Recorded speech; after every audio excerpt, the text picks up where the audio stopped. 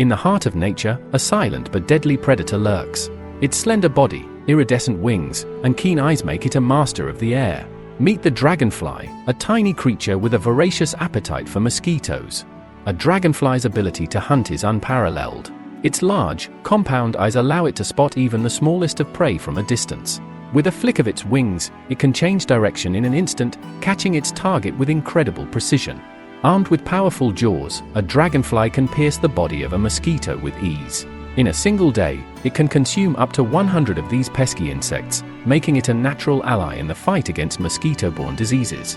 From sunny meadows to shaded forests, dragonflies can be found in a variety of habitats. Their presence is a sign of a healthy ecosystem, as they play a crucial role in controlling insect populations. While they are fearsome predators, dragonflies are also delicate creatures. They are sensitive to changes in their environment and can be affected by pollution and habitat loss. The life cycle of a dragonfly is a marvel of nature.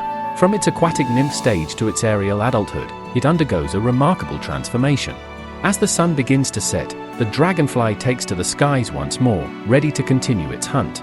Its presence is a reminder of the delicate balance of nature and the importance of protecting our planet's biodiversity.